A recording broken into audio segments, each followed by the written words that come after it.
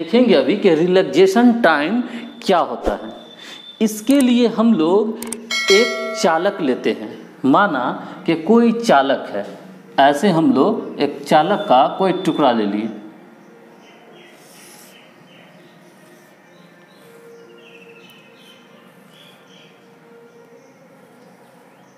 ये कोई चालक है। अब इस चालक के अंदर में हम लोग जानते हैं कि कोई भी चालक हो या कोई भी चीज़ हो, उसमें बहुत सारा परमाणु होता है। इसमें हजारों लाखों परमाणु होंगे, बहुत सारा परमाणु होगा।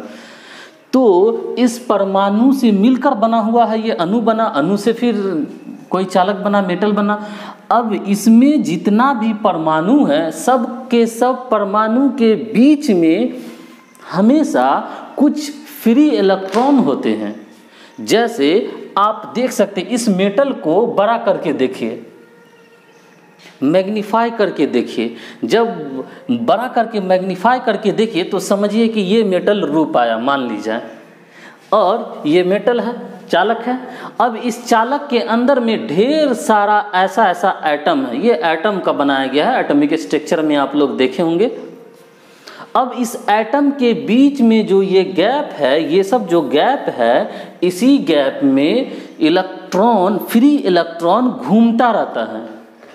बहुत सारा फ्री इलेक्ट्रॉन होता है इसमें, जो इसमें घूमता रहता है।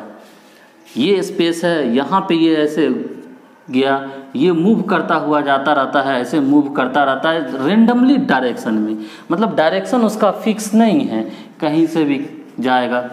और जब ये रेंडमली मूव करता रहता है, जैसे तैसे अचानक से, मतलब इधर की ओर करेगा, कोई इधर की ओर करेगा, तो जब फ्री इलेक्ट्रॉन मूव करता रहता है चालक के अंदर में, परमाणु के बीच में, एटम के बीच में जो स्पेस होता है उसमें, तो वो टकराता रहता है। जैसे हम ही ऐसे आंख बंद कर ले, ऐसे चले तो इधर टकरा गए, रेंडमली चलना है ना, आंख बंद करके इधर गए तो इधर को टकरा गए, उधर गए तो उधर को टकरा गए, तो टकराते रहते हैं। जैसे ही ये इलेक्ट्रॉन मूव करते हुए टकराता है तो क्या होता है, जैसे ये फ्री इलेक्ट्रॉन है, अब ये मूव करता हुआ यहाँ से आके इस पर टकरा गया, तो ये जो एटम है वो इस इलेक्ट्रॉन को, यहाँ पर जो फ्री इलेक्ट्रॉन था उसको एब्जॉर्व कर लेता है।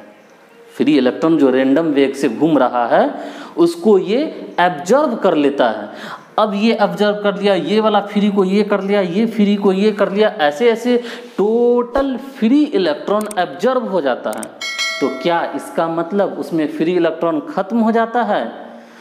आंसर है नो। फिर जब कोई फोटोन कहीं से पड़ता है, थोड़ा सा भी एनर्जी मिलता है एटम को, तो कोई भी दूसरा इलेक्ट्रॉन इसका निकल जाता है और वो मोशन करने लगता है।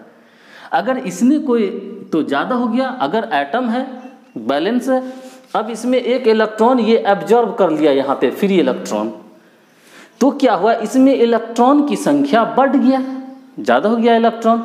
तो थोड़ा सा भी जब इस पर फोटोन पड़ता है, बाहर से कोई एक्सटर्नल एनर्जी मिला, तो क्या क्या दूसरा कोई इलेक्ट्रॉन अब फ्री हो गया और वो मूव करने लगता है। या खुद ये भी हो सकता है, ऐसा नहीं कि मतलब इसमें कोई विवाद नहीं है, वो भी हो सकता है, दूसरा इलेक्ट्रॉन भी बाहरी कक्षा में जो होगा वो फ्री हो सकता है और फिर वो रेंडमली मूव करने लगता है।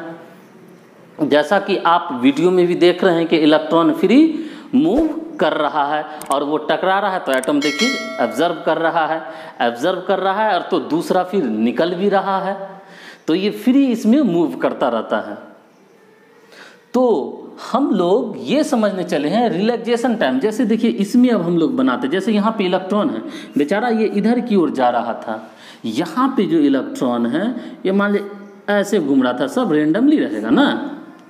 कोई इलेक्ट्रॉन ऐसे था, कोई इलेक्ट्रॉन ऐसे था, कहीं पर इलेक्ट्रॉन का वेग ऐसे था, रेंडमली मूव करता। कम ही बनाते हैं, रहता तो है बहुत मात्रा में रहता है, लेकिन हम लोग 4-5 खींचे हैं, ऐसे रेंडमली है, मूव कर रहा है, डायरेक्शन है ऐसे ऐसे। तो जहाँ से इलेक्ट्रॉन चला, मान लीजिए यहाँ से इलेक्ट्रॉन चला और यहाँ पर एक एटम है, यहाँ से चल के इस एटम में आकर टकराया, तो यहाँ से चल कर के यहाँ तक आने में जितना इसको समय लगा उसी को रिलैक्सेशन टाइम कहते हैं। बहुत आसान है। फ्री इलेक्ट्रॉन चल करके किसी एक बिंदु से चल करके जा करके जो टकराया और वो जो एब्जॉर्ब कर लिया, तो जितने समय में किया उसी समय को हम लोग कहेंगे रिलैक्सेशन टाइम। यानी फ्री इलेक्ट्रॉन रेंडम डायरेक्शन में मूव करते हुए जब एटम से टकराता है और जिस समय एटम उसको एब्जॉर्ब करता है तो उसके बीच के समय को रिलैक्सेशन टाइम कहते हैं।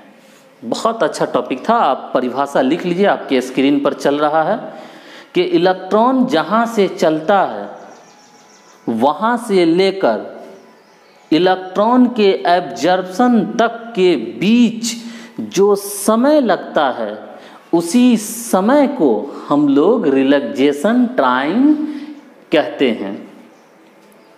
चलिए, इसको समझ गए हैं रिलैक्सेशन टाइम क्या होता है।